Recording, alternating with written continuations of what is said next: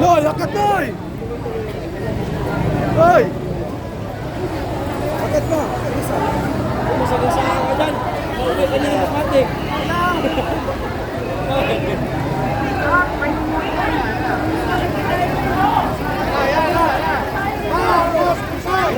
Marcos resign!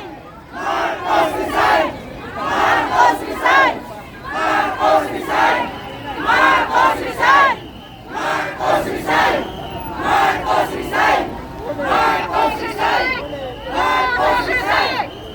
Marcos resign! Marcos resign! Marcos resign! Marcos resign! Marcos resign! Marcos resign!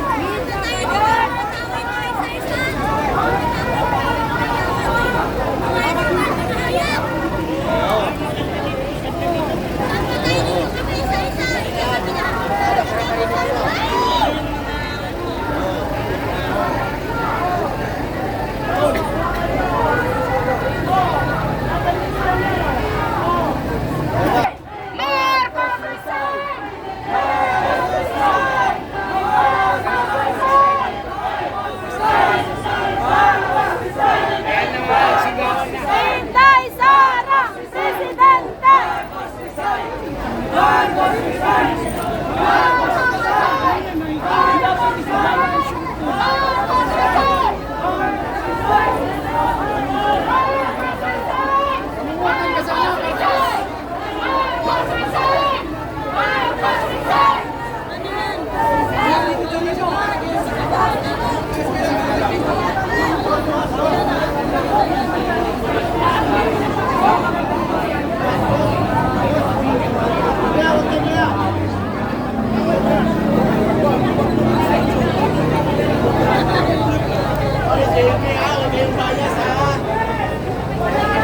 Kanyang sita ha? Kanyang sita. Magiging disiplinado tayo sa kalsada. Bakit dun sa taas?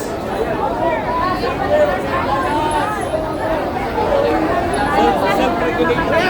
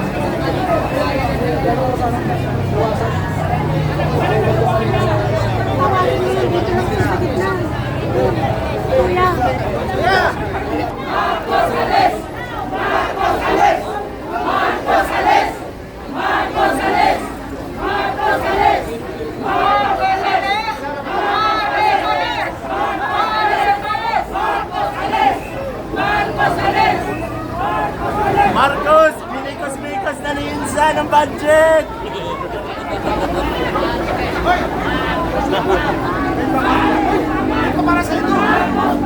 Okay lang sana, hindi lang hindi eh. May chance na mo.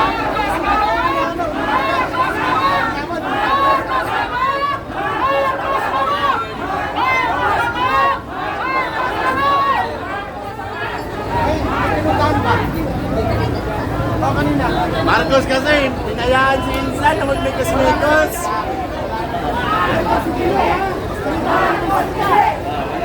Freedom of speech! Marcos resign! Marcos resign! Marcos resign! Marcos resign! Marcos resign! Marcos resign! Marcos resign!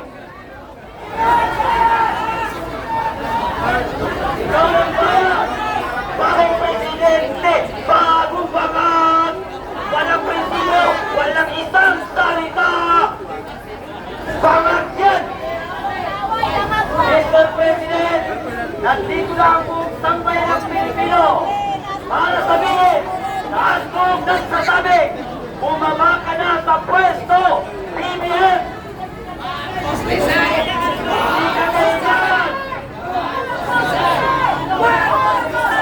Inday Sara, bagong presidente! Inday Sara,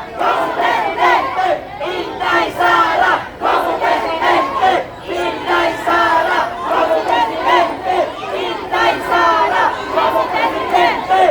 Inday Sara, bagong presidente! Inday Sara, bagong presidente! Inday Sara, bagong presidente! Inday Sara, bagong presidente! Inday Sara, bagong presidente! Inday Sara, bagong presidente! Ayan ang sigaw ng taong bayan! Mr. President, bumaba ka na sa pwesto! Marcos alis! Marcos alis! Marcos alis! Marcos alis! Marcos alis! Marcos alis! Marcos alis! Marcos alis! Marcos alis! Marcos alis! Marcos alis! Hindi nyo kaya ang taong bayan. Habang kami inyong pinapalayas, mas lalong bumadami ang tao dito na handang sumuporta kay Sara Duterte para siyang maupo sa pagka-presidente. At ang presidente ngayon na si BBM ay pababain sa pwesto, pati ang kanyang pinsan na si Martin Romualdez Tambaloslos. At nang sa ngayon, mawala na rin ang kapangyarihan ang asawa ng presidente na si Liza na parang zombie kung maglakad.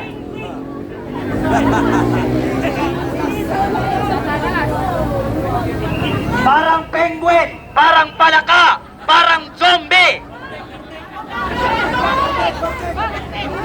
Akala mo, napakaganda mo pag naglakad ka at nakagaon. Para kang penguin, nakakasuka. Nimig! Bagong presidente, bagong balyo. Walang prinsipyo, walang isang salita. Si BBM, bangag na presidente ng Pilipinas.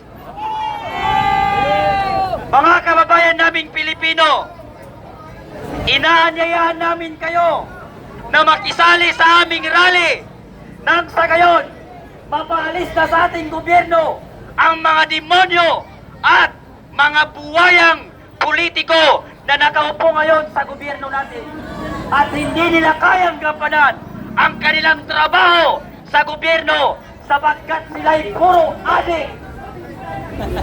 Puro adik at bangag ang mga nakaupo ngayon sa ating gobyerno dito sa Pilipinas. At alam natin na si BP Sara Duterte na lamang ang tanging pag-asa ng sambayan ng Pilipino. At kapag hindi natin napalis sa gobyerno ang mga kupal at adik na yan na si BBM sa pagka-presidente, sila ang lason ng sambayanang Pilipino at sila ang magiging lason ng kabataan. Bakit sila ang magiging lason ng kabataan?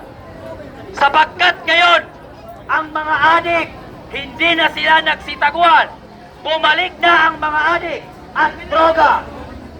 Alam natin, noong nangampanya si BBM sa pagkapangulo na ang promise niya sa atin, 25 na lamang ang isang kilong bigas. 20 pesos. Pero nung siya'y maupo, nawala ang 20 pesos at naging 60 pesos ang isang kilo. At ang bumaba ay shabu. Ang pangako niya, bigas ang pababain. Nagmahal ang bigas, bumaba ang shabu sa ating bansa, mga kapatid. Kaya, hindi tayo susuko, hindi tayo uuwi hanggat hindi bababa sa pwesto ang presidenteng bangag na yan.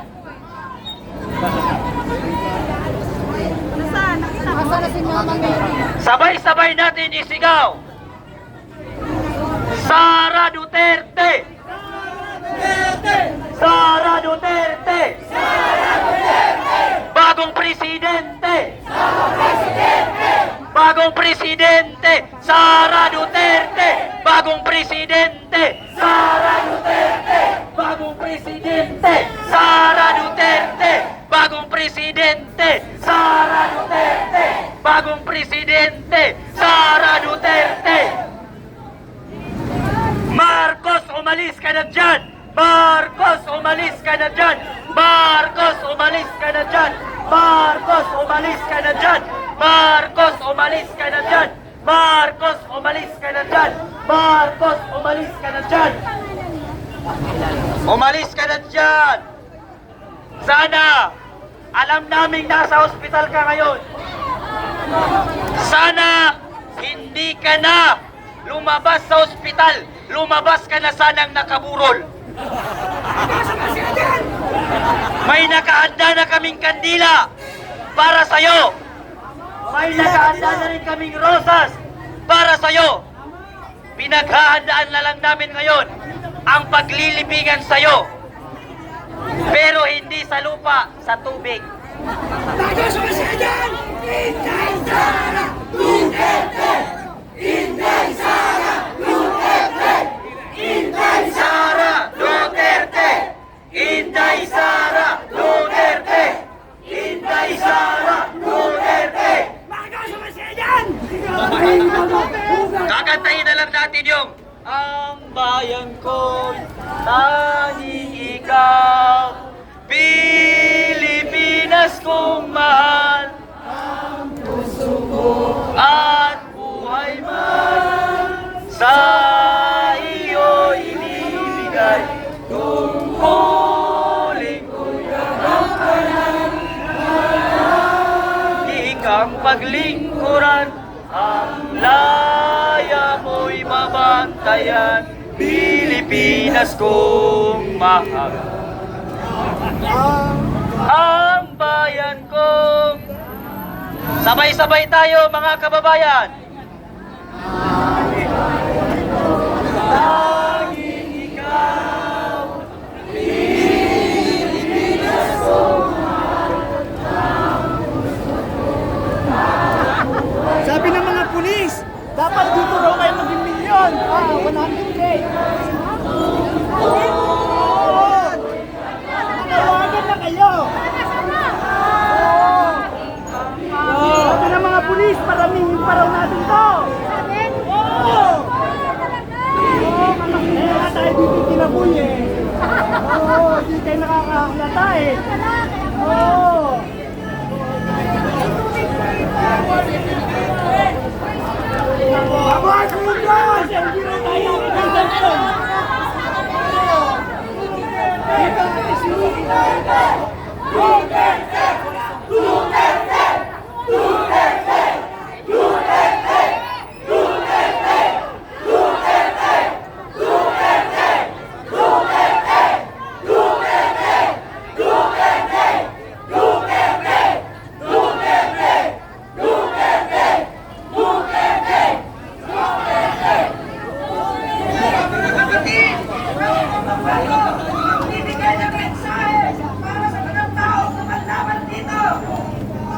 Kasi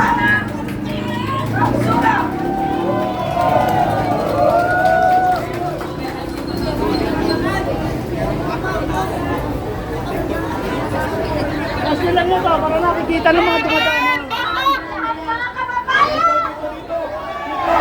Kasi lang, kasi lang. Assalamualaikum warahmatullahi taala wabarakatuh. Nandito po ako ngayon. Sumasama sa inyo at nakikiisa upang ipaglaban ang ating karapatan bilang mamamayang Pilipino. Noong eleksyon, nagsama-sama po tayong iboto si BBM. Pero anong isinukli niya sa atin ngayon? Ang gipitin ng ating Vice Presidente na nagmamahal sa taong bayan at sa ating bansa. Kaya wag po tayong patakot, mga kababayan ko. Manindigan po tayo at lumaban para sa karapatan ng bawat isa sa atin. Lagi po natin tandaan na kung hindi dahil sa atin, hindi po sila mailuglog sa kanilang mga pwesto.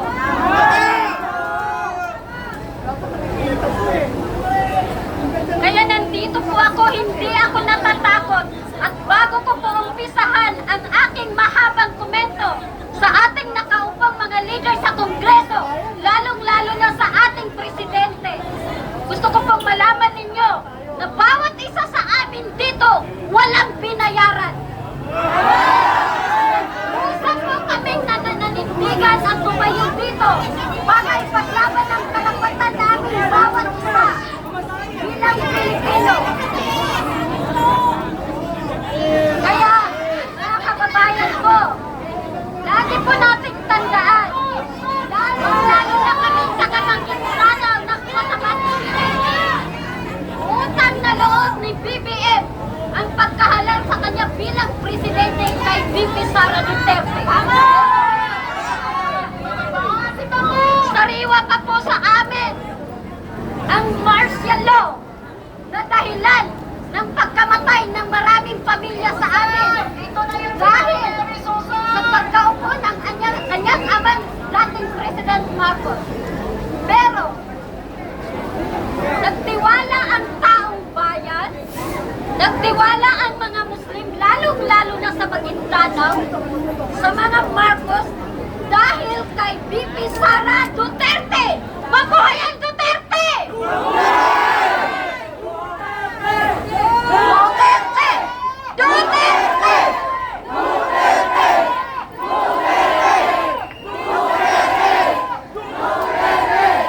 Hindi po ako naninira.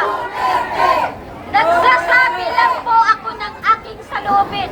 At alam ko, bawat isa sa inyo, kaya kayo nandito para ibahagi ang inyong naranasan sa pamumuno ng bagong administrasyon.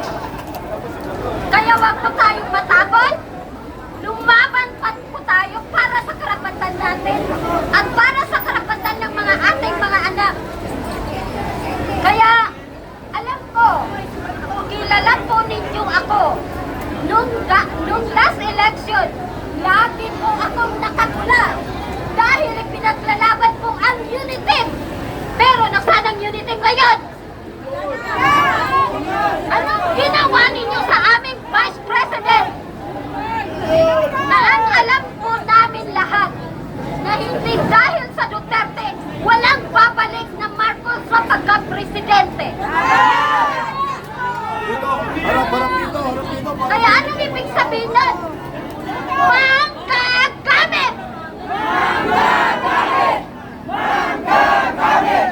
Manggagamit! Kaya lagi po natin yung tandaan, mga kababayan ko. Mahal po natin ang mga Duterte dahil utang po natin sa kanila